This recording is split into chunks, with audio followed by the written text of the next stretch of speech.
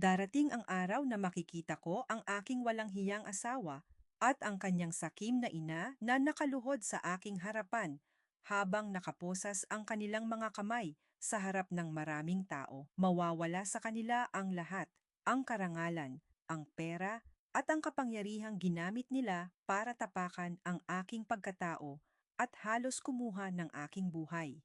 Ngunit sa gabing iyon, habang nakatitig ako sa itim na sobre na naglalaman ng isang lihim na kontrata, isa lang ang itinanong ko sa aking sarili, bakit mas pinili nilang iligtas ang buhay ng kanyang dating kasintahan kaysa sa akin na siyang totoong nagbukwis ng dugo at pawis para sa pamilyang ito? Nabasag ang malamig na katahimikan ng silid sa boses ng lalaking pinagkatiwalaan ko ng aking buhay sa loob ng 10 taon. Ibigay niyo kay Nessa ang natitirang 2 bag ng dugo. Critical ang lagay niya at kailangan niya to ngayon din. Pero Dr. Torres, paano ang misis niyo? Mas mababa ang hemoglobin niya at siya ang naunang dinala rito sa emergency room pagkatapos ng aksidente. She'll understand. She's my wife. At alam kong malakas ang katawan niya. Just do what I said. Ang lalaking iyon na nakatayo sa kabila ng manipis na kortina ay walang iba kundi si Adrian Torres, ang aking asawa at ang kilalang medical director ng St. Jude Medical Center. Habang nakahiga ako sa malamig at duguang stretcher, nararamdaman ko ang bawat patak ng pawis na gumagapang sa aking noo. Nakaabang ang kamatayan sa aking tabi, ngunit ang mga salitang lumabas sa bibig ng aking asawa ay mas matalas pa sa alinmang kutsilyo na pumatay sa natitirang pagmamahal sa aking dibdib. Dahan-dahan kong iminulat ang aking mga mata. Ang kisame ng ospital ay tila umiikot sa aking paningin. Naririnig ko ang mabilis na tibok ng aking puso sa monitor. Bawat tunog ay paalala na nag-aagaw ang buhay at kamatayan sa aking katawan. Sa tabi ng aking higaan, mabilis na lumapit ang isang baguhang nurse na hawak ang isang clip chart, bakas ang matinding takot sa kanyang mukha.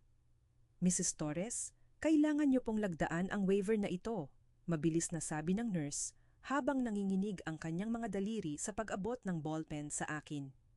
Inilipat po ni Dr. Torres ang nakalaang blood supply para sa inyo papunta sa kabilang kwarto. Kailangan po naming ideklara na voluntary ang pagpaparaya niyo habang inaayos pa ang emergency transfer mula sa ibang branch. Hindi pa man natutuyo ang dugo sa aking sugat sa ulo, sumingit ang boses ng aking biyenan na si Doña Beatriz habang mabilis na pumapasok sa silid. Ang kanyang mamahaling perfume ay hindi kayang pagtakpan ang mabahong amoy ng kanyang pagiging plastic. Lena, pirmahan mo na yan, utos ni Doña Beatriz sa isang authority na boses, habang inayos ang kanyang perlas na kwintas. Nessa is having a severe asthma attack and her anemia is complications from stress. Si Adrian ang malalagot sa board kapag may nangyaring masama sa kanya. Ikaw ang asawa, Lina. Karangalan ng pamilya Torres ang nakataya rito. Huwag kang maging makasarili sa gitna ng ganitong sitwasyon. Sa mismong sandaling iyon, dumating ang pangatlong hampas ng pagsubok. Isang senior resident doctor ang mabilis na pumasok at humahangos na sumigaw sa pinto. Dr. Torres, 10 minuto na lang ang natitira sa countdown ng Department of Health Emergency Portal.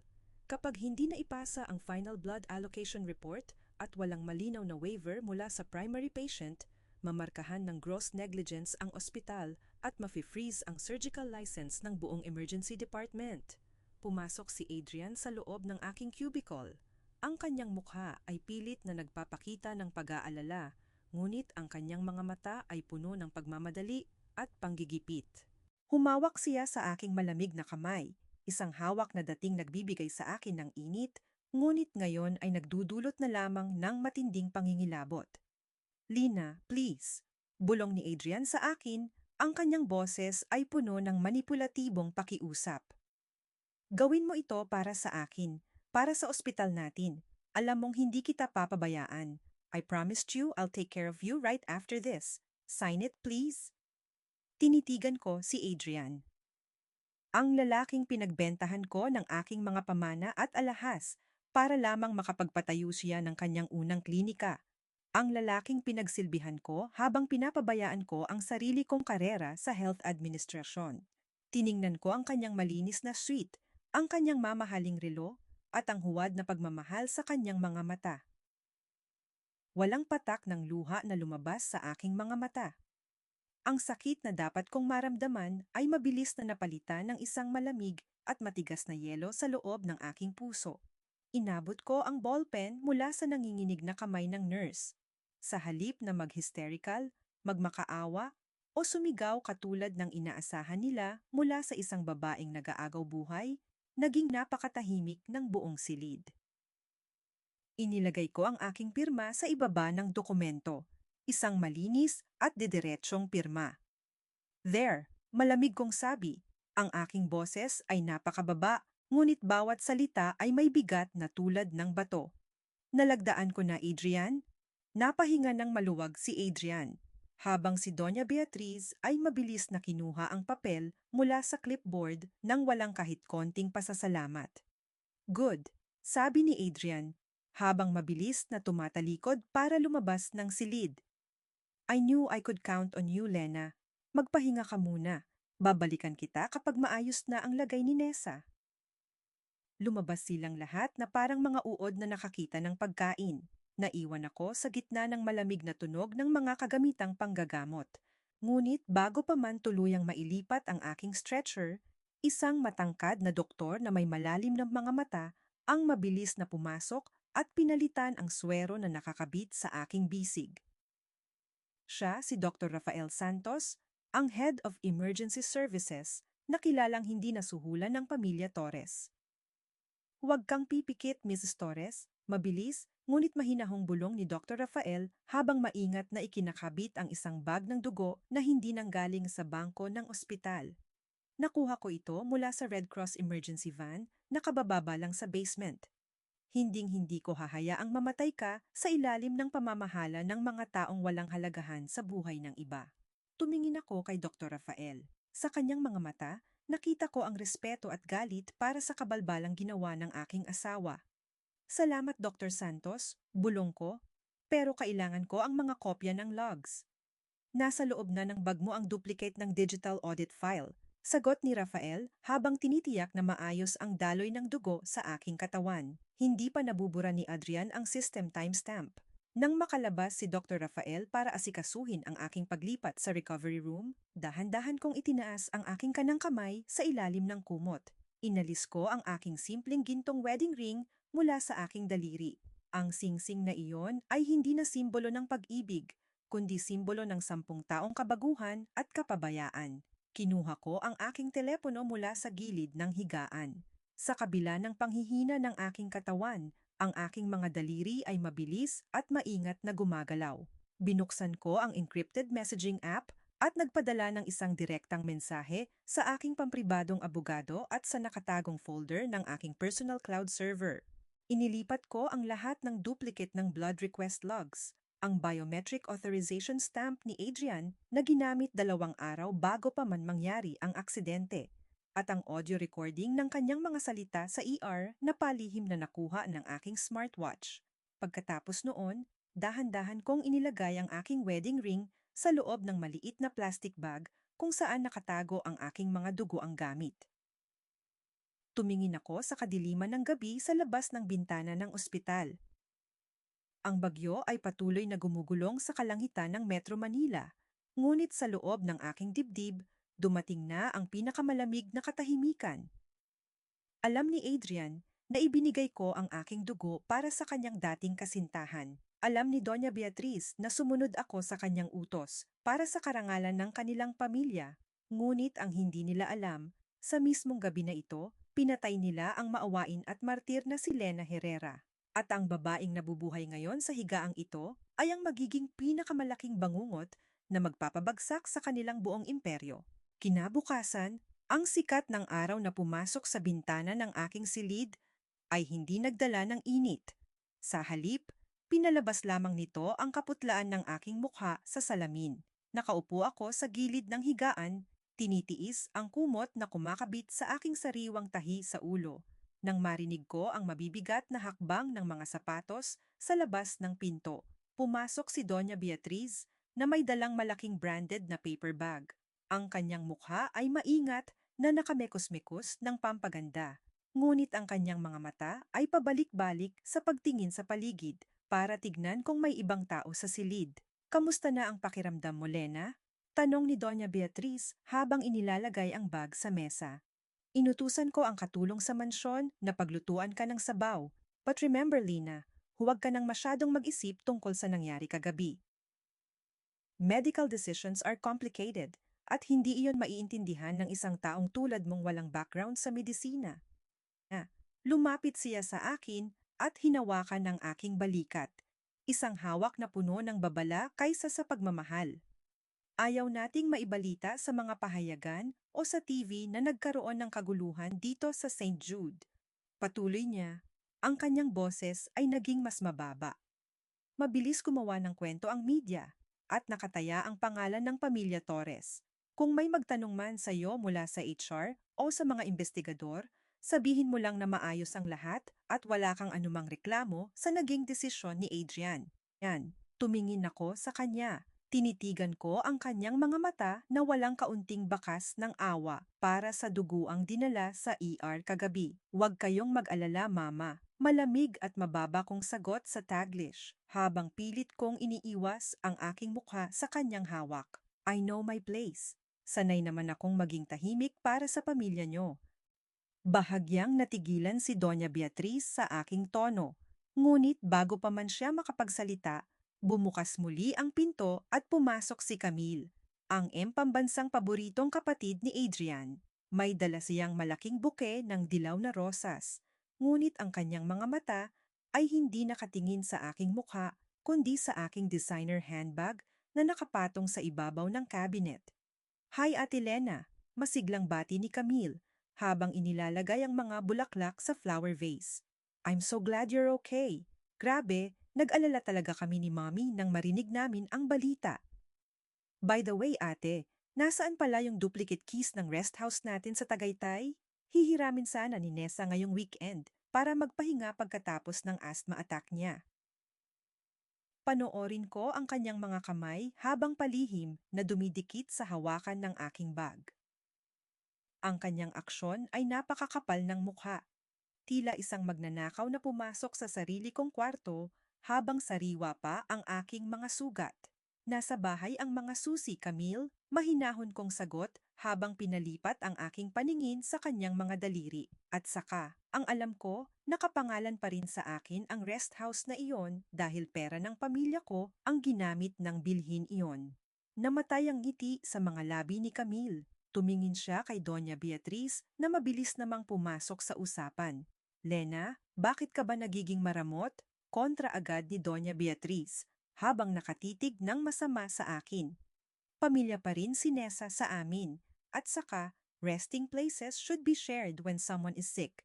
Huwag mo namang dalahin ang inggit mo hanggang dito sa ospital. Wala akong inggit, Mama. Mahinahon kong tugon habang tumitingin sa kanila nang walang anumang emosyon. Mayroon lang akong memorya at mabilis kong naaalala kung ano ang sa akin. Bumigat ang hangin sa silid. Dahil sa hindi maipaliwanag na lamig sa aking mga mata, hindi na nagtagal si Doña Beatriz at Camille. Pagkatapos ng ilang maikling paalala tungkol sa pagsunod sa mga kagustuhan ni Adrian, nagmamadali silang lumabas ng pinto. Naiwan ang mabigat na amoy ng kanilang mamahaling pabango at ang kasinungalingan sa hangin. Nang makalabas sila at masiguradong walang sino mang nakatingin sa hallway, dahan-dahan kong kinuha ang aking personal laptop mula sa drawer. Isinaksak ko ang itim na flash drive na ibinigay ni Dr. Rafael Santos. Umiyak ang maliit na ilaw sa ibabaw ng USB habang nagbubukas ang mga encrypted database files ng St. Jude Medical Center. Bilang dating nagtrabaho sa health administration bago ako naging full-time housewife, mabilis kong nahanap ang nakatagong system audit logs. Doon ko nakita ang opisyal na timestamp ng blood allocation request. Eksaktong 10:00 ng gabi nang maipasa ang utos. Ang pangalan ni Adrian Torres ay malinaw na nakatatak bilang primary approving authority. Isang pagpapatunay na ang taong nangakong magtatanggol sa akin ay siya mismong pumirma sa dokumentong pwedeng pumatay sa akin. Ngunit habang sinusuri ko ang mas malalim na folders ng ospital, isang hindi inaasahang detalye ang humuli sa aking pansin. Sa ilalim ng kategorya ng Special Operations Budget, mayroong buwanang automatikong pondo na lumalabas mula sa main account ng ospital, 500,000 piso bawat buwan, na direktang inililipat sa isang pribadong diagnostic clinic sa Tagaytay. Isang clinic na walang anumang opisyal na affiliation sa St. Jude. Bago ko pa man masaliksik ng mas malalim ang tungkol sa clinic na iyon, narinig ko ang pag-ikot ng hawakan ng pinto. Mabilis kong inilipat ang screen ng laptop sa isang simpleng online news article at itinago ang flash drive sa ilalim ng aking palad. Pumasok si Adrian. May dala siyang thermal flask at isang maliit na Tupperware. May pagod sa kanyang mukha, ngunit ang kanyang mga mata ay pilit na nagpapakita ng lambing habang lumalapit sa aking higaan. Lina, my love, bulong ni Adrian habang umuupo sa tabi ko at binubuksan ang Tupperware. Nagluto ang chef ng ospital ng mainit na sabaw ng manok para sa'yo. I'm sorry if I was a bit harsh last night. Masyado lang akong naging busy sa operating room at sa pag-aayos ng gulo sa ER. You know how stressful it is to be the medical director. Kinuha niya ang kutsara at kumuha ng kaunting sabaw para isubo sa akin.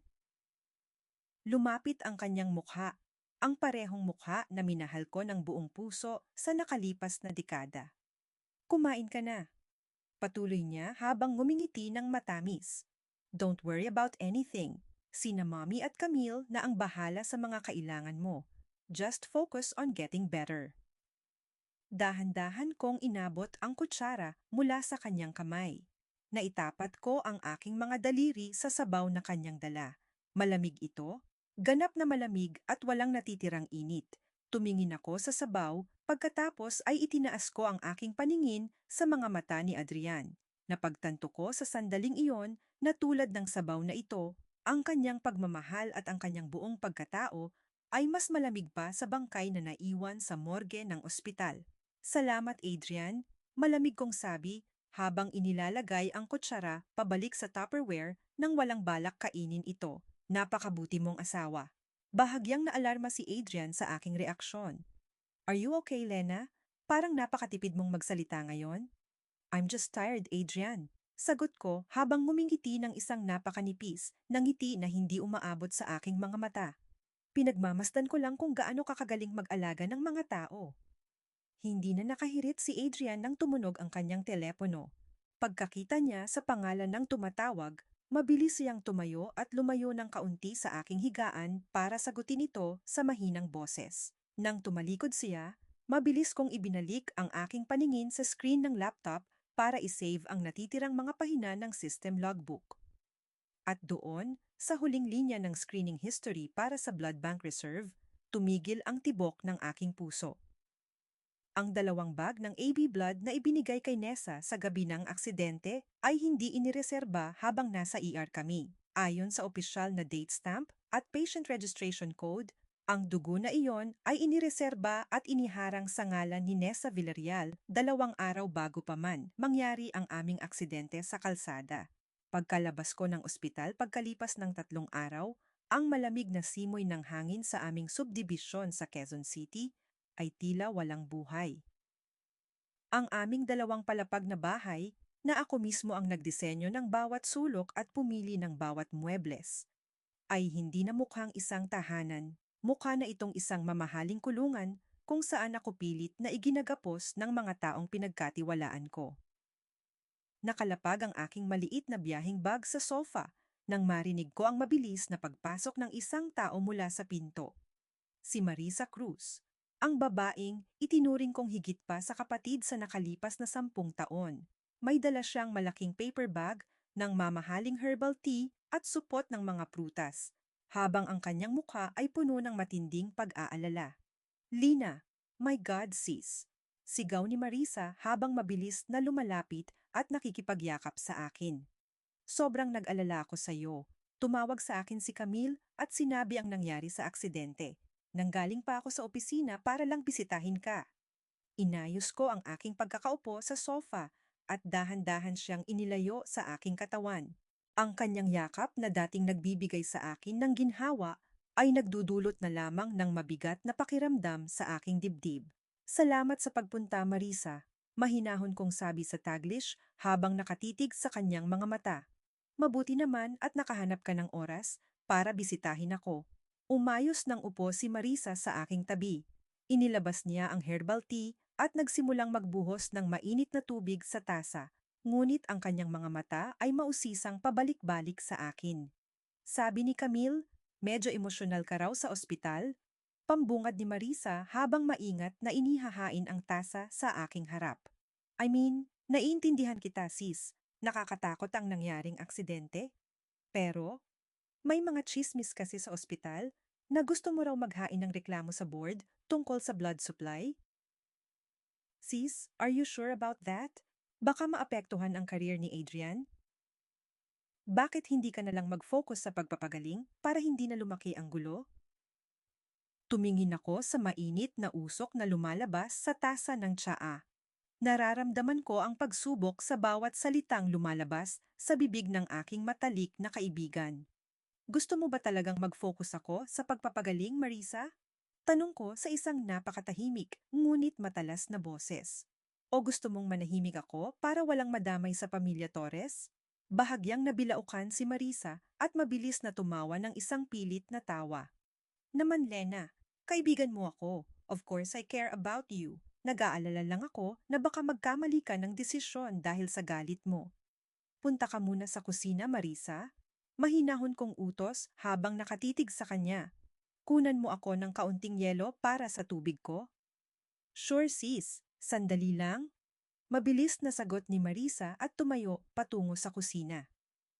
Nang makalayo siya, mabilis kong binuksan ang aking mobile banking application sa aking telepono. Gamit ang aking nakatagong access credentials, pumasok ako sa joint savings account na pinaghahatian namin ni Adrian, ang pondo na inilaan namin para sa aming hinaharap at sa pagpapatayo ng aming sariling hospital branch. Sa nakalipas na 6 na buwan, may kabuuang 5 milyong piso ang nawala sa account na iyon.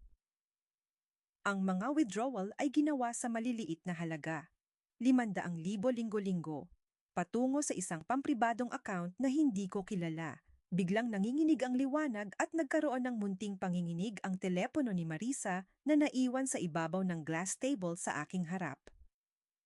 Isang pop-up notification mula sa isang online banking app ang lumabas sa kanyang lock screen. Bank transfer confirmed. PH Papi 150,000 bonds received from Camille Torres. Message: Salamat sa pagtitiyak na tahimik si Lena ngayong linggo. Here is your bonus. Tinitigan ko ang screen ng kanyang telepono habang pumapatak ang mga segundo. Ang bawat letra ng mensaheng iyon ay parang isang matalim na pako na dumidikit sa aking alaala. Ang kaibigang kasama ko sa bawat iyakan at tagumpay, ang kaibigang pinakain ko sa aking sariling lamesa, ay binabayaran na pala ng pamilya Torres para maging tiktik sa aking sariling tahanan. Bumalik si Marisa mula sa kusina hawak ang isang baso ng tubig na may yelo. Mabilis niyang pinalitan ng masayang ngiti ang kanyang mukha nang makita akong nakatingin sa kanya. Eto na ang tubig mo, Lena. Sabi niya habang inilalapag ang baso. Inabot ko ang baso mula sa kanya. Tumingin ako sa kanyang mukha. Pagkatapos ay tumayo ako at lumakad patungo sa aking kabinet sa sala. Kinuha ko ang isang kulay itim na designer handbag. Isang mamahaling bag na matagal nang kinaiinggitan ni Marisa tuwing nakikita niya ito sa akin. Inilagay ko ang bag sa kanyang mga palad. Para sa iyo to, Marisa. Malamig kong sabi habang nakatitig ng diretso sa kanyang mga mata. Nagulat si Marisa at kumislap ang kasakiman sa kanyang mga mata. Gosh, Lina, seryoso ka? Tagal ko nang gustong bilhin to, pero bakit mo ibinibigay sa akin? Lumapit ako sa kanya. Inabot ko ang kolar ng kanyang blusa at dahan-dahan ko itong inayos, habang nararamdaman ko ang panginginig ng kanyang mga balikat at leeg sa ilalim ng aking mga daliri. Dahil gusto kong pasalamatan ka, bulong ko sa kanyang tainga sa isang napakalalamig na boses. Salamat sa pagiging napakatapat mong kaibigan. Alam kong ginagawa mo ang lahat para sa akin at para sa pamilya Torres. Mabilis na napalunok si Marisa. Ang panginginig ng kanyang katawan ay naging mas malinaw habang dahan-dahan siyang lumalayo sa aking hawak. Ate Lena, ano ang ibig mong sabihin? Wala, Marisa. Sagot ko habang ngumingiti ng isang napakanipis at walang buhay na ngiti. Sabi ko lang, nagpapasalamat ako na narito ka. Hindi na nakapagsalita si Marisa. Nagmamadali siyang nagpaalam at lumabas ng aming bahay, hawak ang mamahaling bag habang halos tumatakbo patungo sa kanyang kotse. Nang mag-isa na ako sa sala, binuksan ko ang aking laptop para suriin ang background ng account number kung saan inilipat ni Camille ang pera mula sa aming joint account. Doon ko natuklasan ang isa pang lihim. Ang perang ninakaw sa aming savings account ay ginamit bilang down payment para sa isang luxury condominium unit sa Bonifacio Global City na nakapangalan kay Marisa Cruz. At bago ko pa man maisara ang laptop, isang tunog ng bagong email ang lumabas sa screen mula sa aking pampribadong abogado. Binuksan ko ang attachment, isang scan ng deed of absolute sale para sa aming bahay at lupa. Ang aking pangalan ay formal ng inalis bilang co-owner ng ari-ariang ito gamit ang isang pekeng pirma na pinalabas na inilipat ko ang aking buong karapatan kay Adrian Torres 2 buwan na ang nakararaan. Ang hapunan sa mansyon ng mga Torres sa Forbes Park ay nakatadhana para sa isang layunin. Ang durugin ang natitira kong dignidad. Ang napakahabang mesa na gawa sa mamahaling mahogany ay puno ng matataas na crystal glasses at mga pilak na kubyertos. Ngunit ang amoy ng pagkain ay hindi kayang pagtakpan ang lason sa hanging pumapalibot sa amin. Nakatira sa dulo ng mesa si Doña Beatriz. Sa kanyang kanan ay si Adrian. At sa tabi nito ay nakaupo si Nessa Villarreal na inanyayahan bilang isang pamilyang kaibigan upang ipagdiwang ang kanyang mabilis na pagaling mula sa tinawag nilang emergency. Nakaupo ako sa kabilang dulo, mag-isa, habang si Camille ay palihim na nagpapadala ng mga maiikling mensahe sa kanyang telepono sa aking tapat. Nessa, my dear, pambungad ni Doña Beatriz habang iniaabot ang wine glass. Ang kanyang boses ay puno ng tamis at kapaitan. I heard your new interior design firm is handling big projects in BGC now. Napakahusay mo talaga. A woman with a real career and vision is such an asset to society. Salamat po, Tita Beatriz. Pabebe at mahinhing sagot ni Nessa habang sumusulyap kay Adrian. I just love creating beautiful spaces. Ayoko kasing maging pabigat sa pamilya o umasa lang sa binibigay ng iba. Tumingin si Doña Beatriz sa akin, ang kanyang mga mata ay nagpapakita ng malinaw na pang-aasar. Narinig mo yon, Lena? That is what a modern woman looks like. Hindi yung nagpapakulong lang sa bahay at naghihintay ng sustento mula sa asawa. Well, I suppose some women are just content with doing house chores and managing laundry. Natahimik ang buong mesa. Tumingin si Adrian sa akin, ngunit sa halip na ipagtanggol ako, mas pinili niyang baguhin ang usapan sa paraang mas lalong nagpababa sa akin. Speaking of design, Lina, sumingit si Adrian sa isang casual na boses. Nessa and I were talking about our rest house in Tagaytay. Since you're still recovering from your accident and you don't really have experience in property management, naisip namin na ipagkatiwala na lang muna kay Nessa ang buong renovation ng bahay. Oo nga, Ate Lena, hirit pa ni Camille habang tumatawa ng mahina. Aba, libreng professional consultation din yon. Don't worry, hindi ka naman sisingilin ni Nessa. Utang na loob mo na lang sa kanya. Tinitigan ko silang apat. Si Doña Beatriz na may pangarap na paghahari, si Adrian na may kapakapalang mukha, si Nessa na nagpapakasipag sa pagiging ahas, at si Camille na walang ginawa kundi sumipsip sa kanyang pamilya. Dahan-dahan kong ibinaba ang aking kutsara at tinidor sa ibabaw ng plato. Ang tunog ng tsapa sa plato ay naging sanhi ng katahimikan sa paligid. Ate Lena, bakit hindi ka nagsasalita? Tanong ni Camille. May kaunting kaba sa kanyang boses dahil sa lamig ng aking mga mata. Inayos ko ang aking pagkakaupo. Tumingin ako kay Nessa, pagkatapos ay inilipat ko ang aking paningin kay Adrian at Doña Beatriz.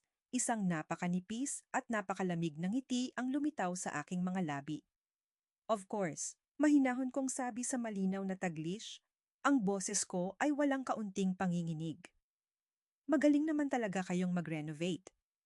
Hindi lang ng bahay at ng interior design, kundi pati ng mga medical records timestamps sa blood bank, at mga pirma sa deed of sale ng pamilya.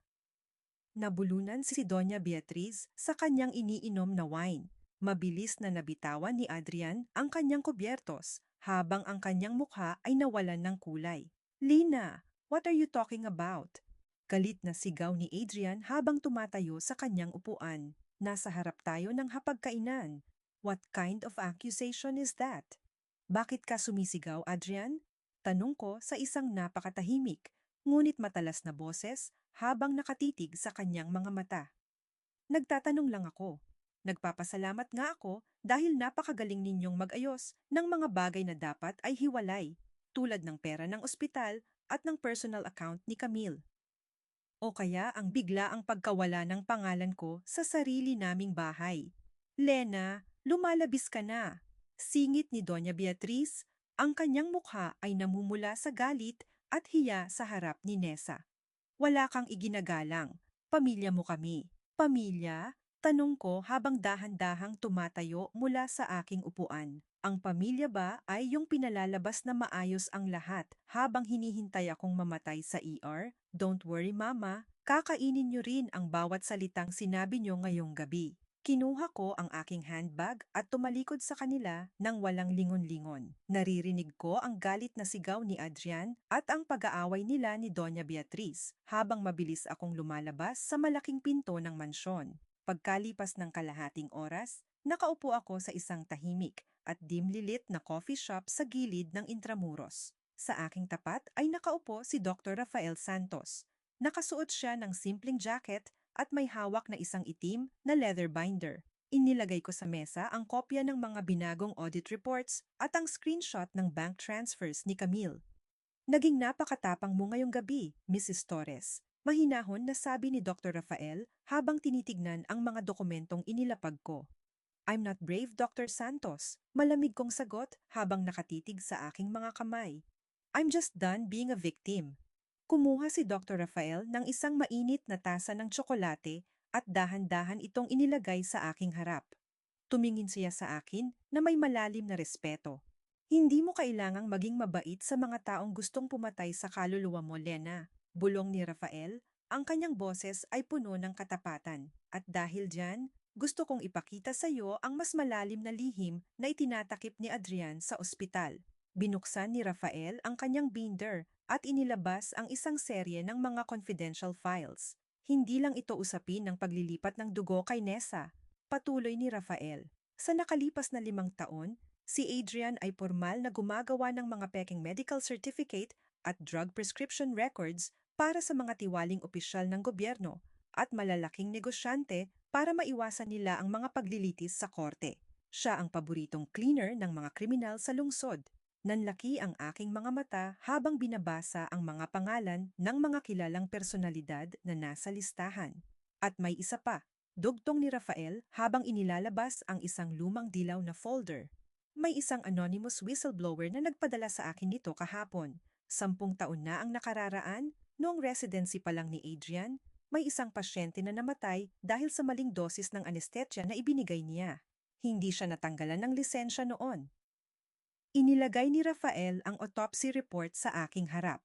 Sa ilalim ng report, nakasulat ang pangalan ng yumaong Undersecretary ng Department of Health at ang opisyal na utos mula kay Doña Beatriz Torres para burahin ang pangalan ni Adrian sa kaso kapalit ng malaking halaga ng pondo. Ang kasakiman ay parang isang lason na hindi kailangang ipilit inumin. Kusa itong linalagok ng taong bulag sa pera. Alam ko ang kahinaan ni Camille. Mahilig siya sa mamahaling alahas, mabilis ang kita, at pangarap na maging mas mayaman kaysa sa kanyang mga kaibigan sa alta sosyedad. Kinaumagahan, pumunta ako sa isang sikat na cafe sa Greenbelt, kung saan madalas tumambay si Camille kasama ang kanyang mga kaibigan. Nakaupo ako sa isang sulok habang maingat na binabasa ang ilang peking prospectus para sa isang exclusive medical supply franchise na ginawa ng aking pampribadong financial analyst. Tulad ng aking inaasahan, nang makita ako ni Camille, agad siyang lumapit na may kasamang kakaibang ngiti. Ate Lena, ikaw pala yan? Maarting bati ni Camille habang umuupo sa aking tapat nang walang imbitasyon. Narinig ko kay Mommy na naghahanap ka daw ng pondo para sa isang bagong project. Ikinabit ko ang aking laptop at mabilis na itinago ang mga papel. Pinalalabas na isang malaking lihim ang aking binabasa. Wala to, Camille. Mahinahon kong sagot sa Taglish, habang iniiwas ang aking mga mata. It's just a private government contract para sa importation ng mga diagnostic kits. May guaranteed return of 30% sa loob lang ng 2 buwan. But don't worry, hindi naman to para sa'yo. Nanlaki ang mga mata ni Camille. 30% in 2 months? Ate Lina, seryoso? Bakit ayaw mong ibahagi sa amin ni Mommy? Dahil alam kong galit kayo sa akin, sagot ko habang nakatitig sa aking tasa ng kape. At saka, kailangan ng hindi bababa sa 5 milyong piso bilang minimum capital. I don't think you have that kind of liquidity right now. Napatayo ang dibdib ni Camille sa hamon ng aking mga salita. Anong wala? May pera ako, Ate Lena. In katunayan, may pondo ako na nakatabi mula sa mga investments namin ni Nessa. I can transfer 6 million pesos to your account right now if you give me 20% of the profit. Tinitigan ko diya. Ang perang ipinagmamayabang niya ay ang mismong 5 milyong piso na ninakaw niya sa aming joint account ni Adrian, kasama ang pabuya na ibinigay sa kanya ni Nessa. Siguraduhin mo lang na sarili mong pera yan, Camille. Malamig kong sabi habang inilalapag ang bank routing form sa kanyang harap. Dahil kapag umasok ang pondo sa holding account na, yan, hindi mo na mai-withdraw hanggat hindi natatapos ang kontrata. Dahil sa matinding kasakiman at takot na maiwan sa malaking kita, hindi na nagdalawang isip si Camille. Gamit ang kanyang mobile app, mabilis niyang inilipat ang 6 milyong piso patungo sa tinukoy kong account. Pagkaalis ni Camille para mag-shopping, bumalik ako sa aking sasakyan at binuksan ang aking laptop. Sa pamamagitan ng aking pampribadong legal proxy, mabilis kong inilipat ang 5 milyong piso pabalik sa aking sariling hiwalay na bank account na nakatago sa pampamilyang trust estate ng aking yumaong ina. Ang natitirang 1 milyong piso ay iniharang ko sa ilalim ng legal escrow para sa kasong embezzlement na ihahain laban kay Camille. Nakatitig ako sa screen ng laptop habang kumikislap ang notification ng transfer successful. Sa itaas ng aking desk sa bahay nang makauwi ako, nakasabit ang aming malaking larawan sa kasal ni Adrian. 2 taong nakangiti, ngunit punong-puno ng kasinungalian. Dahan-dahan kong pinindot ang confirm lock button sa aking bank portal habang nakatitig sa mukha ni Adrian sa larawan. Ang perang ninakaw nila sa akin ay formal nang nabawi at ang bitag sa liig ni Camille ay mahigpit na nakatali. Habang inaayos ko ang mga financial ledgers sa silid-aklatan ni Adrian, biglang bumukas ang pinto at pumasok ang aking asawa. May pagtataka at hinala sa kanyang mga mata nang makita niyang hawak ko ang mga dokumento ng pamilya. Lena, what are you doing with my ledgers? Tanong ni Adrian sa isang matigas na boses habang mabilis na lumalapit sa aking desk. Bakit mo ginagalaw ang mga papeles ng pamilya? Inayos ko ang aking posture. Tumingin ako sa kanya nang walang kaunting kaba sa aking mukha. Tinitignan ko lang ang mga utang ni Camille, Adrian. Mahinahon at malamig kong sagot. Iniligtas ko lang ang kapatid mo bago pa man makarating sa mga creditors niya ang ginawa niyang pagnanakaw sa pondo ng pamilya. Unless gusto mong ma-post sa balita na ang kapatid ng medical director ng St. Jude ay isang bankrupt na magnanakaw? Natigilan si Adrian. Ang kanyang hinala ay mabilis na napalitan ng hiya at kalituhan. Wow, what? Ginawa yun ni Camille? I fixed it for now. Sagot ko habang isinasara ang folder at inaabot ito sa kanya. Pero siguraduhin mo na hindi na niya uulitin yon dahil sa susunod, hindi ko na siya ililigtas. Lumambot ang mukha ni Adrian. Akala niya ay ginagawa ko pa rin ang lahat para sa kapakanan ng kanyang pamilya. Humawak siya sa aking balikat at bumulong. I'm sorry, Lina. Akala ko. Thank you for protecting my family. I'm not protecting your family, Adrian. Pabulong kong sagot sa aking sarili habang tumatalikod sa kanya. I'm just setting up the stage. Kinagabihan, Habang naghahanda ako para matulog, nanginginig ang liwanag ng aking telepono sa ibabaw ng nightstand. Isang mensahe mula sa isang hindi kilalang numero ang lumitaw sa screen. Mula kay Nessa. Magkita tayo sa Suite 8102 ng Grand Hyatt Makati ngayon din. May kailangan kang malaman tungkol sa asawa mo bago ka niya tuluyang patayin. Kumunot ang aking noo. Nagsuot ako ng simpleng itim na coat at palihim na lumabas ng bahay nang hindi nalalaman ni Adrian. Pagdating ko sa Suite 802 ng hotel, dahan-dahan kong pinindot ang doorbell. Kusa na palang nakabukas ang pinto ng kaunti. Pumasok ako sa loob ng malaking living room ng suite. Ngunit hindi nag-iisa si Nessa sa loob. Nakaupo siya sa couch habang hawak ang isang baso ng wine at sa kanyang tapat ay nakaupo ang Chief Public Auditor ng St. Jude Medical Center, ang taong may hawak ng mga opisyal na investigasyon laban sa korupsyon ng ospital. Ang liwanag ng chandelier sa loob ng Suite 8112 ay tumatama sa baso ng wine na hawak ni Nessa. Sa kanyang tabi, ang Chief Public Auditor ng St. Jude Medical Center na si Mr. Arnaldo ay nakaupo ng tuwid, hawak ang isang makapal na folder na may tatak ng ospital. Naupo ka, Lina. Malamig na pambungad ni Nessa habang itinuturo ang single couch sa kanyang tapat. Huwag na tayong magpaligoy-ligoy pa.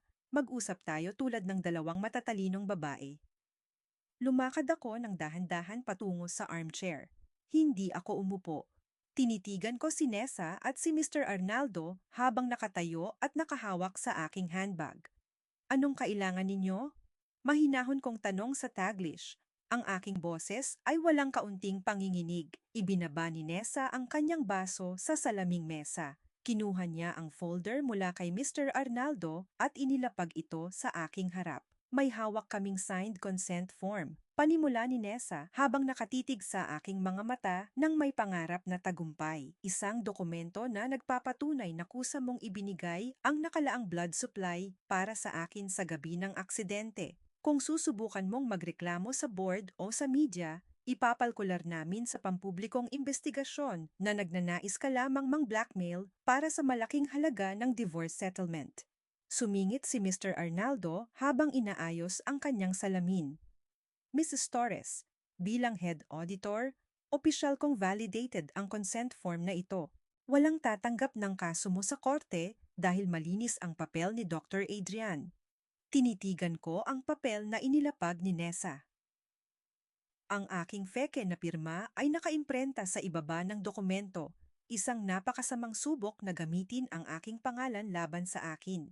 Isang napakanipis at napakalamig ng ngiti ang lumitaw sa aking mga labi. Kinuha ko ang aking tablet mula sa bag. Pinindot ko ang screen at iniharap ito sa mukha ni Mr. Arnaldo at Nessa. Iyan ba ang tinatawag ninyong validated document? Mahinahon kong tanong habang pinatutugtog ang encrypted system audit logbook. Ang totoong digital file na may biometric signature ni Adrian ay ginawa 2 oras pagkatapos ng aking operasyon. At ang IP address na ginamit para mag-upload ng peking consent form na yan ay nanggaling sa mismong laptop mo, Mr. Arnaldo. Nawalan ng kulay ang mukha ni Mr. Arnaldo. Napatayo siya mula sa couch habang nanginginig ang kanyang mga daliri. Wow, what? Paano mo nakuha ang internal logbook na yan? Masyado niyo kasing minaliit ang kakayahan ng isang dating health administrator?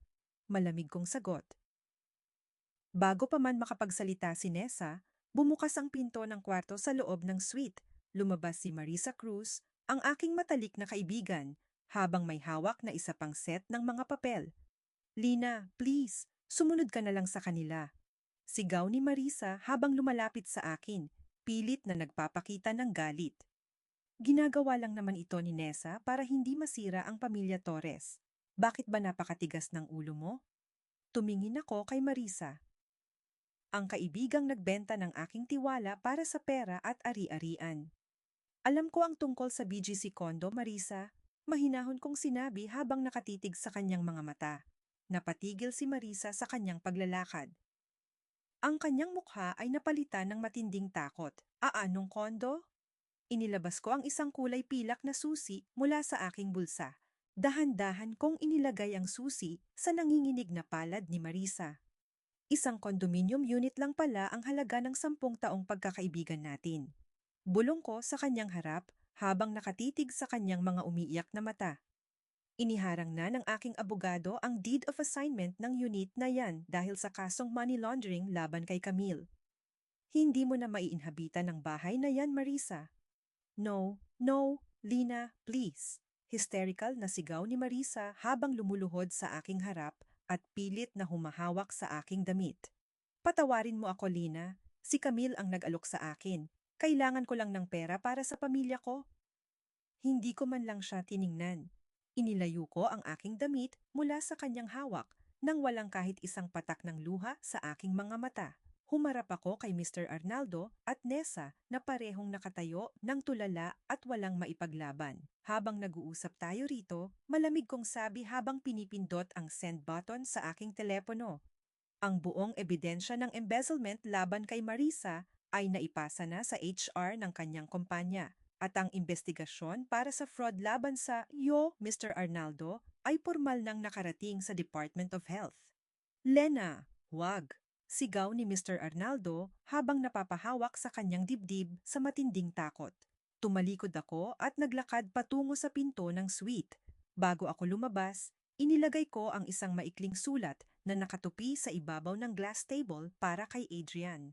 Pagkalipas ng 20 minuto, mabilis na pumasok si Adrian sa suite 802 pagkatapos makatanggap ng natatarantang tawag mula kay Nessa. Naabutan niya ang silid sa matinding kaguluhan. Umiiyak si Marisa sa sahig.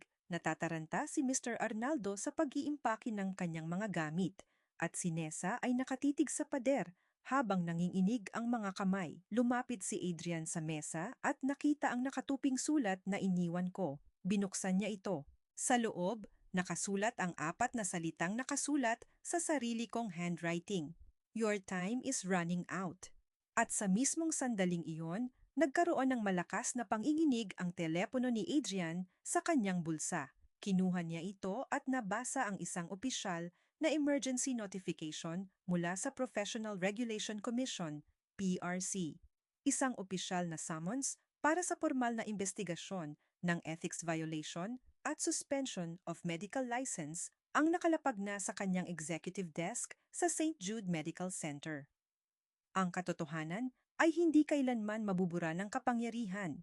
Itinatanim lamang ito sa ilalim ng lupa at naghihintay ng tamang panahon para pumutok. Sa isang maliit na kainan sa tabi ng simbahan ng Quiapo, nakipagkita ako kay Teresa. Ang dating head nurse ng St. Jude Medical Center na 2 taon nang pinilit mag-resign ni Adrian. Nakasuot si Teresa ng simpleng damit. Ang kanyang mukha ay bakas ng pagod at takot sa mga banta ng pamilya Torres sa nakalipas na mga taon. Inilapag ko sa mesa ang isang tasa ng mainit na tsaa sa kanyang harap. Nabalitaan ko ang nangyari sa iyo sa ER, Ma'am Lena. Mahinang sabi ni Nurse Teresa habang nanginginig ang kanyang boses sa takot. Hindi ako nagulat. Ginawa rin niya ni Dr. Adrian 2 taon na ang nakararaan sa isang mahirap na pasyente para lang ibigay ang ICU bed sa isang opisyal ng lungsod. Tumingin ako sa kanya ng may malalim na pag-unawa. Kailangan ko ang tulong mo, Teresa. Hindi lang para sa sarili ko, kundi para sa lahat ng pasyenteng hindi na ibigay ang tamang katarungan. Kinuha ni Teresa ang isang luma at kulay bughaw na notebook mula sa kanyang bag, kasama ang isang nakasil na flash drive. Ito ang pangalawang hanay ng totoong logbooks, bulong ni Teresa, habang iniaabot ang mga ito sa akin. Hindi lang dugo at gamot ang inilipat ni Dr. Adrian. Pati ang mga organ waitlist at emergency rooms ay ibinibenta nila sa mga mayayamang kakilala ni Doña Beatriz. Dito nakatala ang mga pangalan at eksaktong petsa. Inabot ko ang mga kamay ni Teresa. Ang kanyang mga daliri ay nanlalamig sa matinding kaba. Ngunit sa kanyang mga mata ay nakita ko ang natatagong pag-asa para sa hustisya. Salamat, Teresa. Malamig ngunit taus-puso kong sinabi habang pinipiga ang kanyang kamay. Makakamit din natin ang katarungan para sa mga pasyenteng pinabayaan nila. Kinahapunan, mabilis akong pumunta sa St. Jude Medical Center. Ang buong ospital ay puno ng tensyon at bulong-bulungan matapos matanggap ni Adrian ang opisyal na summons mula sa Professional Regulation Commission. Nang makarating ako sa executive hallway, narinig ko ang galit na sigaw ni Adrian mula sa loob ng opisina ng emergency department. Ikaw ang nagsuplong sa akin sa PRC, Rafael? Sigaw ni Adrian habang itinuturo ang mukha ni Dr. Rafael Santos sa harap ng maraming empleyado. Ikaw lang ang may access sa ER records at ikaw lang ang may galit sa akin sa ospital na ito. Nakatayo si Dr. Rafael ng tuwid, walang kaunting takot sa kanyang mukha, habang tinititigan ang naghuhukim na asawa ko. Dr. Torres, kung malinis ang konsensya mo, hindi ka matatakot sa investigasyon ng board. Liar! Sigaw ulit ni Adrian habang itinutulak ang mesa. I will make sure matatanggalan ka ng lisensya bago pa man magsimula ang hearing. Dahan-dahan akong pumasok sa loob ng silid. Ang aking mga hakbang ay tahimik, ngunit agad na napatingin sa akin ang lahat ng tao. Adrian, tama na yan. Mahinahon kong sabi sa malinaw na Taglish, ang boses ko ay kontrolado at malamig. Tumingin sa akin si Adrian. Ang kanyang mga mata ay puno ng paghihinala at kawalan ng pag-asa. Lena, ipinaalala ko lang sa doktor na ito kung sino ang may hawak ng ospital na ito. Lumapit ako sa tabi ni Adrian at humawak sa kanyang braso. Pinalalabas na sinusuportahan ko siya habang patagong naggagabay sa kanyang atensyon. Mali ang hinala mo kay Dr. Santos, Adrian. Mahinahon kong sinabi habang nakatitig sa kanya. Kasama ko si Dr. Santos sa surgery hall buong gabi habang ginagawa ang audit ng ibang departamento. Kung may nag-leak man ng credentials mo sa PRC, nanggaling iyon sa sarili mong opisina sa bahay, kung saan madalas pumasok ang mga tauhan ng mami mo. Natigilan si Adrian. Ang kanyang galit kay Rafael ay mabilis na napalitan ng panginginig ng hinala laban sa sarili niyang pamilya at tauhan. Sa bahay? Bulong ni Adrian habang napapahawak sa kanyang noo. Si Mommy? I'm just saying, Adrian, pabulong kong dagdag habang nakatitig sa kanyang mga mata. Huwag kang magtiwala sa kahit kanino sa paligid mo ngayon. Ako lang ang taong nananatili sa tabi mo. Tumingin si Adrian sa akin na may matinding pasasalamat nang hindi nalalamang ako mismo ang naglalagay ng lubid sa kanyang leeg. Kagabihan, habang nasa mansyon ng pamilya Torres, ako para kunin ang natitirang mga dokumento sa personal study room ni Doña Beatriz, nakita kong nakawang ang pinto ng kanyang silid-aklatan. Palihim akong pumasok sa loob. Sa ibabaw ng kanyang malaking wooden desk, may mga bank routing slips at deed of sale para sa mga ari-arian ng pamilya sa Tagaytay at Forbes Park. Kinuha ko ang isa sa mga routing slips at sinuri ang detalye sa ilalim ng ilaw ng desk lamp. Naghahanda na si Doña Beatriz na ibenta ang lahat ng ari-arian ng pamilya Torres sa Metro Manila. Ang buong pera, na umabot sa mahigit 200 milyong piso, ay nakatakdang i-wire patungo sa isang pampribadong offshore account sa Zurich, Switzerland sa loob ng 3 araw, bago pa man pumutok ang pampublikong investigasyon ng Department of Health. Ang pampublikong imahe ay ang tanging Diyos na sinasamba ni Doña Beatriz. Para sa kanya, ang kawanggawa ay hindi ginagawa para makatulong, kundi para pagtakpan ang mabahong amoy ng kanyang mga kasalanan at panatilihin ang takot ng mga tao sa pangalan ng Torres. Sa may covered court ng isang barangay sa Quezon City, ginanap ang taunang charity feeding program at medical mission na inorganisa ng Torres Foundation. Ang buong lugar ay puno ng mga tarpaulin na may malaking mukha ni Doña Beatriz, mga lokal barangay officials, at mga mamamahayag mula sa iba't ibang pahayagan. Nakatayo si Doña Beatriz sa harap ng mga VIP tables, nakasuot ng makinang na kulay, puting terno at may malaking ngiti para sa mga kamera. Nang makita niya akong pumasok sa covered court, mabilis niyang itinaas ang kanyang kamay para tawagin ako. Ang kanyang mukha ay pinalitan ng pamilyar na pang-aapi sa harap ng maraming tao. Lena, halika rito. Malakas niyang utos habang nakatingin ang ilang barangay kagawad. Inumin mo ang mga baso na ito at maglingkod ka sa mga bisita sa kabilang mesa. Make yourself useful today instead of just standing there. Ang layunin niya ay malinaw. Ang ipamukha sa buong barangay na ako ay isang katulong lamang sa pamilya Torres, isang babaeng walang sariling boses. Tumingin sa akin ang mga tao sa paligid. Nararamdaman ko ang kanilang awa at bulong-bulungan. Ngunit hindi ako yumuko. Hindi ako umiyak. Dahan-dahan akong naglakad patungo sa gitna ng entablado kung saan nakalagay ang pampublikong mikropono para sa mga talumpati. Inabot ko ang mikropono mula sa nakatayo na MC. Natigilan si Doña Beatriz. Ang kanyang ngiti ay mabilis na napalitan ng panginginig ng gulat nang marinig ang aking boses na sumakop sa buong covered court. Magandang tanghali sa inyong lahat. Panimula ko sa isang malinaw, maayos, at napakatahimik na Taglish. Napakagandang makita ang pamilya Torres na nagbibigay ng pagkain at tulong sa ating mga kababayan ngayong araw. Mabilis na ibinaling ng mga mamamahayag at cameramen ang kanilang mga lens sa akin. Subalit ang tunay na kawanggawa, patuloy ko habang nakatitig ng diretsyo sa mga mata ni Doña Beatriz mula sa entablado, ay hindi nagtatapos sa pagbibigay ng lugaw sa harap ng kamera. Ang tunay na kawanggawa ay ang kawalan ng korupsyon sa pondo ng foundation at ang hindi paggamit sa pangalan ng mga mahihirap para makaiwas sa pagbabayad ng tamang buwis sa Bureau of Internal Revenue. Nabulabog ang buong covered court. Ang mga barangay officials ay nagkatinginan, habang ang mga reporter ay mabilis na nagsimulang mag-take ng notes at kumuha ng larawan. At bukod doon, dagdag ko habang ngumingiti ng isang napakanipis na ngiti, inaasahan din natin na ang pampublikong audit report ng Torres Foundation para sa taong ito ay maipapasa na sa korte sa susunod na linggo. Nawalan ng kulay ang mukha ni Doña Beatriz. Mabilis siyang gumawa ng senyas sa kanyang mga bodyguard para patayin ang ilaw at audio system, ngunit huli na ang lahat.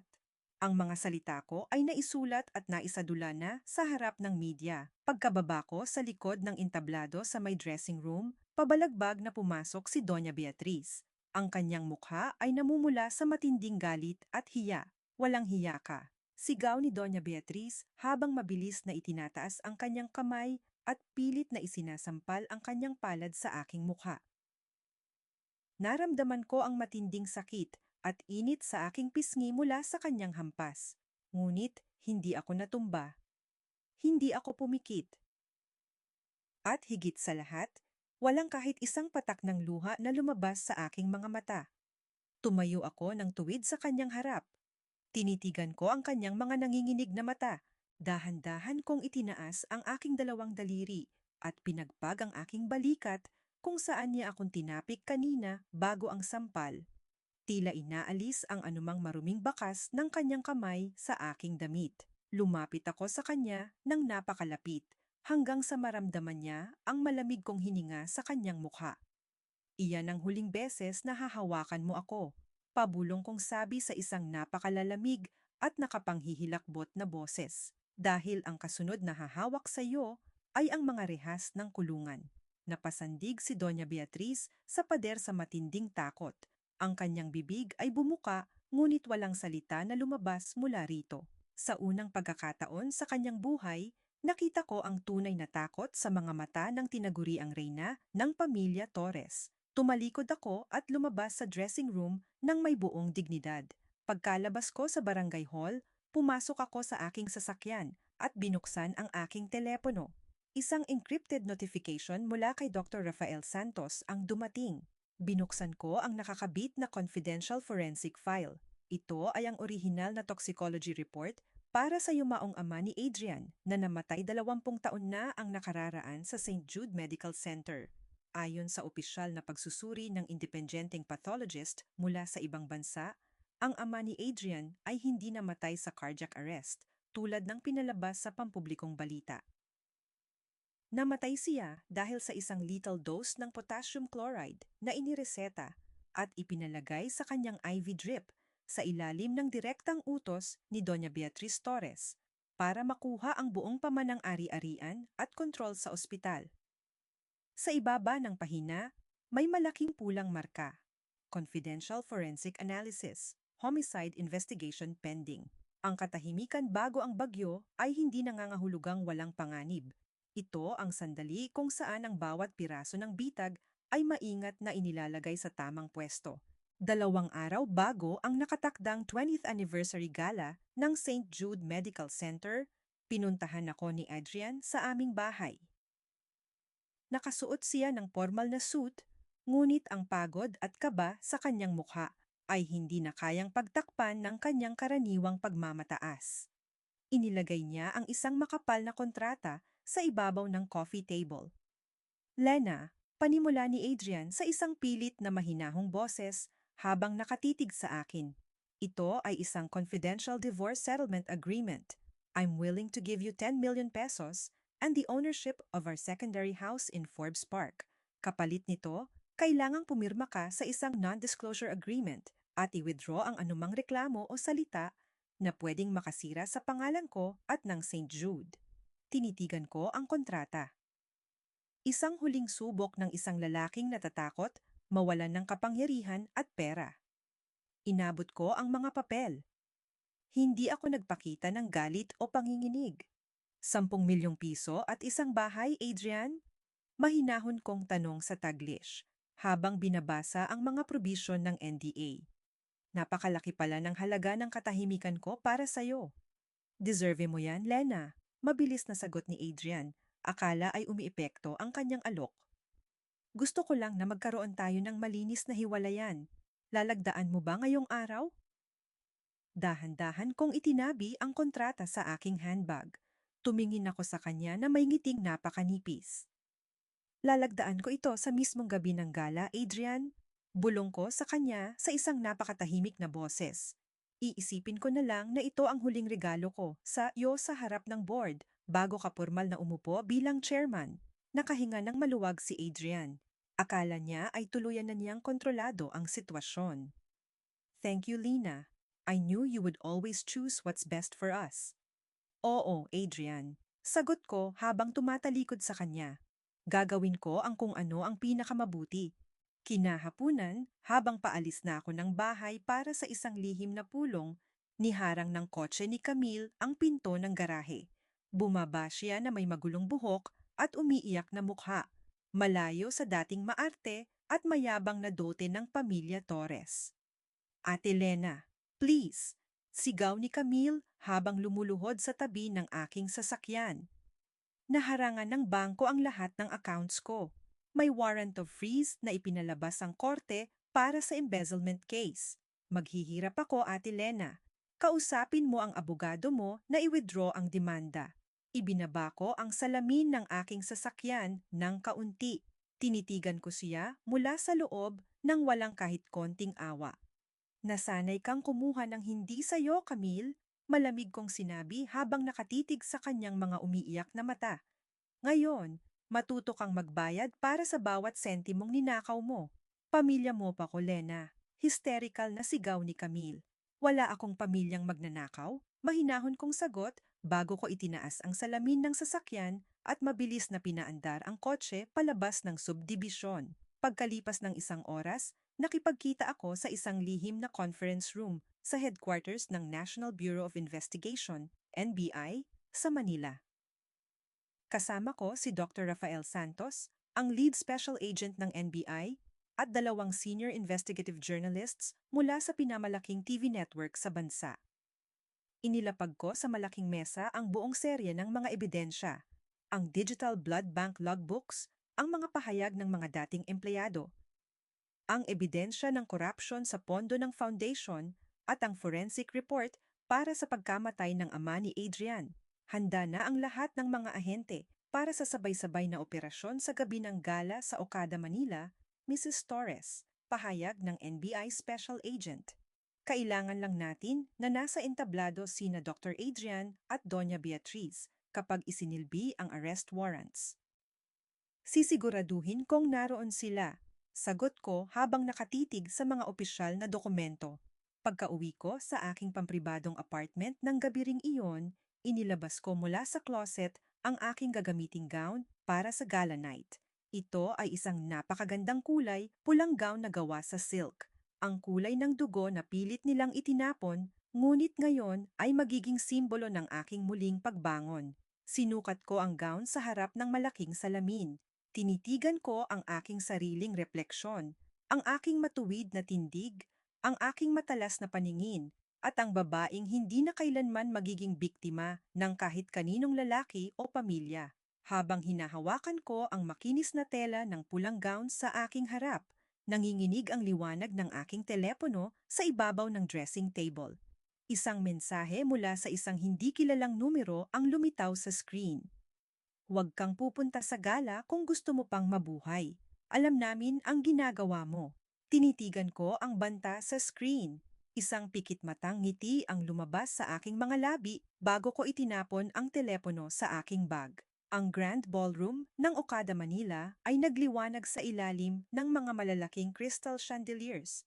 Ang buong silid ay puno ng pinakamalalaking pangalan sa medisina, politika, at alta sosyedad ng Metro Manila. Sa bawat mesa, ang mga mamahaling champagne at pilak na kagamitan ay kumikislap sa ilalim ng mga ilaw, habang ang pamilya Torres ay nakatayo sa gitna ng VIP section, nagmamalaki sa kanilang maayos at mayaman na imahe.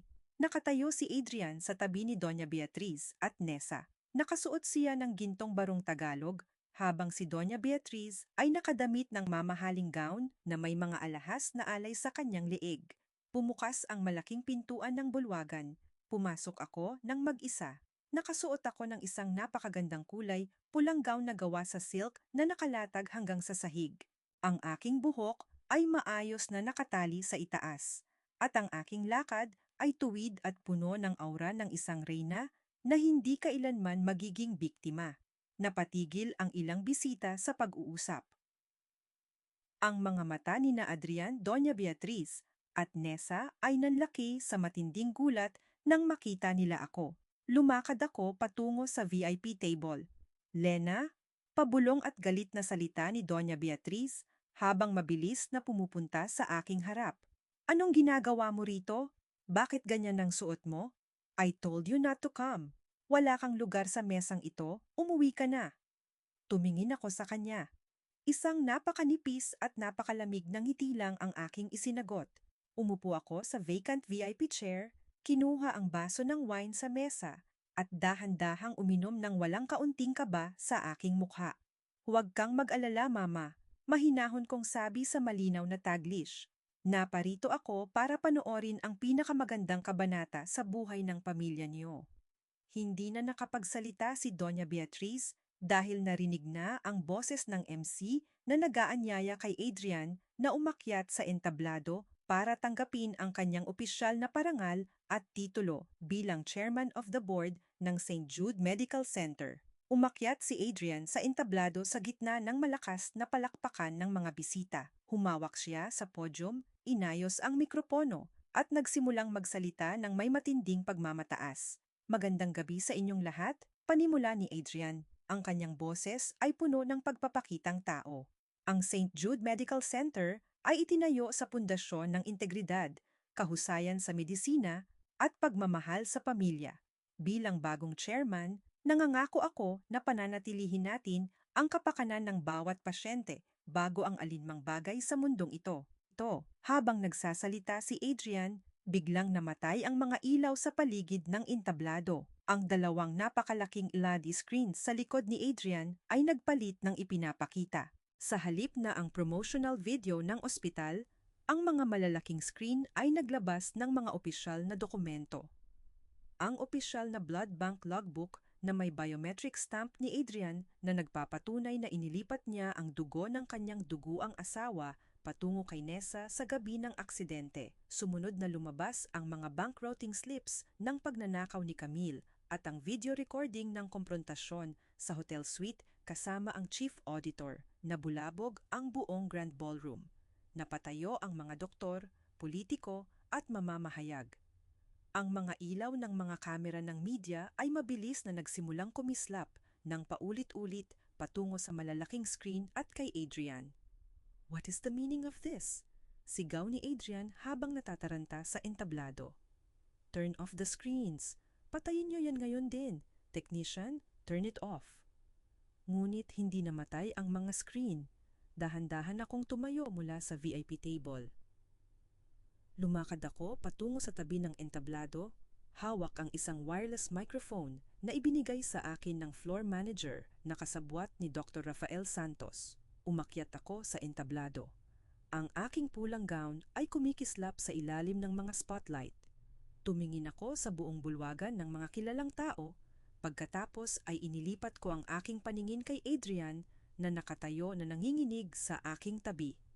Habang nagsasalita si Dr. Adrian Torres tungkol sa integridad at pagmamahal sa pamilya, panimula ko sa isang napakatahimik, malinaw at matalas na boses na sumakop sa buong audio system ng bulwagan. Ipinapaalala ko lang sa lahat kung paano niya inireserba at ibinigay ang huling 2 bag ng dugo ng sarili niyang asawa para sa kanyang mistress habang nag-aagaw buhay ako sa emergency room. Lena, tumahimik ka! Galit na sigaw ni Adrian habang pilit na inaagaw ang mikropono sa aking kamay. Ngunit mabilis siyang hinarangan ng 2 security officers. At habang ipinagmamalaki ng pamilya Torres ang kanilang karangalan, patuloy ko habang nakatitig sa namumutlang mukha ni Doña Beatriz sa ibaba, ang pondo ng kanilang foundation ay ginamit sa malawakang tax evasion, habang ang buong pamilya ay naghahandang itakas ang mahigit 200 milyong piso patungo sa Zurich, Switzerland. Nagkaroon ng sukdulang kaguluhan sa buong bulwagan. Ang mga reporter ay nagsimulang magsisigaw ng mga tanong habang patuloy ang pagkuha ng mga larawan. Kinuha ko ang aking gintong wedding ring mula sa aking maliit na clutch bag. Dahan-dahan kong inilagay ang wedding ring sa ibabaw ng podium, sa mismong tabi ng basag na glass trophy ni Adrian. Ipinagkakaloob ko na sa iyo ang kalayaan mo, Adrian. Bulong ko sa kanyang harap sa isang napakalalamig na boses. Kasama ang lahat ng kasalanang pagbabayaran mo sa korte. Sa mismong sandaling iyon, bumukas ang mga malalaking pinto ng Grand Ballroom. Pumasok ang 10 ahente ng National Bureau of Investigation, NBI, kasama ang mga opisyal ng Department of Health at ng Bureau of Internal Revenue. Lumakad ang NBI lead agent patungo sa entablado at iniharap ang mga opisyal na warrant of arrest kay Adrian at Doña Beatriz Torres. Dr. Adrian Torres at Doña Beatriz Torres, kayo ay formal na inaresto para sa mga kasong gross medical negligence, falsification of public documents, tax evasion, at embezzlement. Matigas na pahayag ng NBI agent sa harap ng lahat ng kamera. Naiyak at nag-hysterical si Doña Beatriz habang pinalilibutan ng mga pulis, habang si Adrian ay dahan-dahang pinagkakabit ng mga bakal na posas sa kanyang 2 kamay. Habang pinopasaherong ipinapasok ng mga ahente si Adrian palabas ng bulwagan sa harap ng 12 mga TV cameras, humarap siya sa akin at sumigaw sa matinding kawalan ng pag-asa. Lena, ginawa ko lang yon para sa pamilya. How could you do this to your own family? Huminto ako sa tapat ng mga kamera ng media. Tumingin ako sa kanyang mga umiiyak at nanginginig na mata. At ginawa ko ito para sa sarili ko. Malamig at may buong dignidad kong sagot sa harap ng buong bansa. Isinara ng mga pulis ang pinto ng police van at ang mabilis na tunog ng paglock ng pinto ay nag-iwan ng formal na pagtatapos sa imperyo ng pamilya Torres. Ang mga pader ng Quezon City Regional Trial Court ay tahimik na saksi sa pagbagsak ng mga taong minsang naniwalang higit sila sa batas. Ang amoy ng mga lumang papel at ang malamig na hangin mula sa aircon ay pinalalabas lamang ang pait sa loob ng bulwagan ng hustisya. Nakatayo ako sa gilid ng prosecution table kasama ang aking legal team. Sa kabilang panig, nakaupo si Adrian Torres na nakasuot ng kulay kahel na damit ng mga nakakulong. Ang kanyang 2 kamay ay nakakadena sa kanyang baywang. Nawala na ang dating kinang ng kanyang buhok, ang kanyang mamahaling suit at ang matinding pagmamataas sa kanyang mukha. Sa tabi niya, si Doña Beatriz ay nakaupo sa wheelchair, masustansyang pilit na nagpapakita ng pambihirang panginginig para kaawaan ng korte. Sinimulan ng judge ang hearing. Iniharap ng abogado ni Doña Beatriz ang kanilang unang mosyon, isang pataksil na pagtatanggol na naglalayong itapon ang buong kasalanan kay Adrian. Your Honor, pahayag ng abogado ni Doña Beatriz. Ang aking kliyente na si Doña Beatriz Torres ay walang anumang direktang kaalaman sa mga ilegal na paglilipat ng dugo at pondo na ginawa ng kanyang anak. Si Dr. Adrian Torres lamang ang may pinal na kapangyarihan sa St. Jude Medical Center. Ang aking kliyente ay isang biktima rin ng manipulasyon ng kanyang sariling anak. Napatingin si Adrian sa kanyang sariling ina. Ang panginginig ng kanyang mga mata ay nagpapakita ng matinding sakit at pagkabigla ng maunawaang handa siyang isakripisyo ng kanyang ina para lamang mailigtas ang sarili nito sa kulungan. Umakyat ang aking abogado sa gitna ng korte. Your Honor, mahinahon ngunit matatag na pahayag ng aking abogado, mayroon kaming karagdagang ebidensya na nagpapatunay na hindi lang alam ni Doña Beatriz ang mga krimeng ito, kundi siya ang pangunahing mastermind sa nakalipas na 2 dekada. Iniharap ng aming legal team ang orihinal na toxicology report para sa yumaong ama ni Adrian kasama ang nakasumpaang pahayag ng dating head nurse na si Teresa. Ipinapakita ng mga dokumentong ito. Patuloy ng abogado na si Doña Beatriz Torres ang direktang nag-utos sa pagtatakip ng murder kaso ng kanyang asawa 20 taon na ang nakararaan. At siya ang nag-organisa ng mga offshore shell accounts sa Zurich, Switzerland, kung saan inilipat ang mga nanakaw na pondo mula sa ospital at sa pondo ng aking kliyente. Hindi na nakapagsalita ang abogado ni Doña Beatriz. Ang judge ay mabilis na naglabas ng utos para sa hindi pagpayag sa piyansa para sa 2 akusado. Bukod sa kanila, formal ding pinalabas ng korte ang utos ng pag-aresto para kay Camille Torres at Nessa Villarreal para sa mga kasong fraud, complicity at embezzlement. Ang lahat ng kanilang mga bank accounts, condominium units at mga luho ay pormal ng kinumpiska ng gobyerno para sa restorasyon ng mga nanakaw na pondo. Nang matapos ang hearing at pinalalabas na ng mga pulis ang mga akusado sa hallway ng korte, huminto si Adrian sa aking tapat. Nanginginig ang kanyang mga nakakadenang kamay habang pilit na humahawak sa gilid ng aking mesa. Ang kanyang mga mata ay puno ng luha at matinding pagmamakaawa. Lina, please, bulong ni Adrian sa isang nanginginig at basag na boses. Patawarin mo ako, Lina. Naging bulag ako. Biktima rin ako ni Mommy. Gagawin ko ang lahat, i-withdraw mo lang ang kaso. Pwede pa tayong magsimula ulit. Magsama tayo ulit, Lena. Tinitigan ko si Adrian Torres, ang lalaking minsang naging mundo ko, ang lalaking pinaglaanan ko ng aking kabataan at pangarap. Ngunit sa mga oras na ito, habang nakatitig ako sa kanyang umiiyak na mukha, wala na akong naramdamang galit, wala na rin akong naramdamang sakit. Tanging isang malamig na katahimikan at malalim na kalayaan ang natira sa aking dibdib. Ang pagpapatawad ay para sa mga taong nagkakamali ng hindi sinasadya, Adrian. Mahinahon at malamig kong sagot habang nakatitig sa kanyang mga mata. Hindi ito ibinibigay sa mga taong sinadya kang patayin habang nag-aagaw buhay ka sa kanilang harap. Lena, please! Pagmamakaawa pa rin ni Adrian habang dahan-dahan siyang hinihila ng mga pulis palabas ng hallway. Huwag mo akong iwan sa ganitong lagay. Hindi ko na siya tiningnan muli. Tumalikod ako at naglakad patungo sa malaking pintuan ng korte.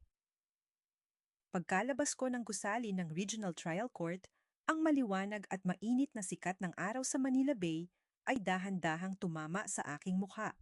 Ang simoy ng hangin ay malinis at sariwa. Ang hangin ng isang taong tuluyan nang nakawala sa kadiliman ng nakaraan. Nakatayo si Dr. Rafael Santos sa ibaba ng hagdanan ng korte, may hawak na isang white envelope na may opisyal na selyo. Congratulations, Mrs. Herrera.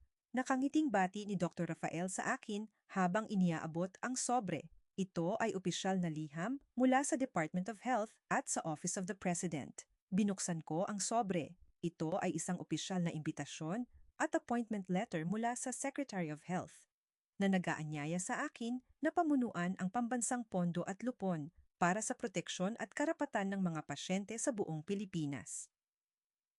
Lumipas ang 6 na buwan. Ang mga sugat sa aking katawan ay tuluyan ng naghilom. Ngunit ang mas mahalaga, ang sugat sa aking kaluluwa ay napalitan ng isang hindi matitinag na lakas at kapayapaan. Sa gitna ng lungsod ng Maynila, ang aking bagong opisina sa Department of Health ay puno ng sikat ng araw. Tumingin ako sa salamin sa may pintuan ng aking silid. Ang lumang nameplate na nakasulat bilang Mrs. Elena Torres ay formal ng pinalitan ng isang kulay gintong nameplate na may malinaw na mga letra. Elena Herrera, Healthcare Reformer and Patient Advocate. Ito ang aking totoong pangalan. Ang pangalang hindi kailanman pag-aari ng kahit kaninong lalaki o pamilya. Sa pamamagitan ng bagong pondo ng gobyerno, itinayo ko ang aking unang pampublikong Medical Assistance Center sa lumang barangay kung saan ako lumaki. Isang pasilidad na nakalaan para sa libreng gamot, dugo, at legal na proteksyon para sa mga kababaihan at pamilyang pinabayaan ng sistema. Isang hapon, nakipagkita ako kay Dr. Rafael Santos sa isang open-air cafe sa Intramuros. Nakasuot siya ng simpleng polo shirt habang ang kanyang mga mata ay nakatingin sa akin ng may malalim na paghanga at respeto. Napakabilis ng pagbabago sa buhay mo, Lena. Mahinahon na sabi ni Rafael habang iniaabot ang isang tasa ng kape. Ang buong healthcare sector sa lungsod ay humahanga sa mga reformang ginawa mo sa nakalipas na mga buwan. Salamat, Rafael. Sagot ko sa Taglish, habang ngumingiti ng isang totoong ngiti. Salamat din sa pagiging isang tapat na kaibigan at kasama sa laban na ito. Tumingin si Rafael sa aking mga mata, ang kanyang boses ay naging mas pambihira at mahinahon. Alam kong marami kang pinagdaanan, Lena. At alam kong hindi mo kailangan ng panibagong lalaki sa buhay mo para patunayan na kumpleto ka. But I want you to know that whenever you're ready to open your heart again, I will always be here as someone who respects you. Inabot ko ang aking tasa ng kape. Tinitigan ko si Rafael nang may malaking pasasalamat, ngunit may malinaw at malusog na hangganan. Salamat, Rafael. Sagot ko habang nakatitig sa kanya. Ang pinakamagandang regalo na ibinigay mo sa akin ay hindi lang ang tulong mo sa korte, kundi ang pagpapaalala na ang unang taong dapat kong mahalin at iligtas ay ang sarili ko. Nangiti si Rafael at tumango ng may buong pag-unawa at respeto sa aking desisyon. Kinabukasan, inimbitahan ako bilang pampublikong resource speaker sa isang Senate hearing tungkol sa mga reforma sa hospital licensing. Habang naglalakad ako sa malinis na bulwagan ng Senado, nakita ko ang isang pangkat ng mga pulis na nag-i-escort sa dalawang preso na nakasuot ng kulay kahel na uniform ng Bureau of Corrections.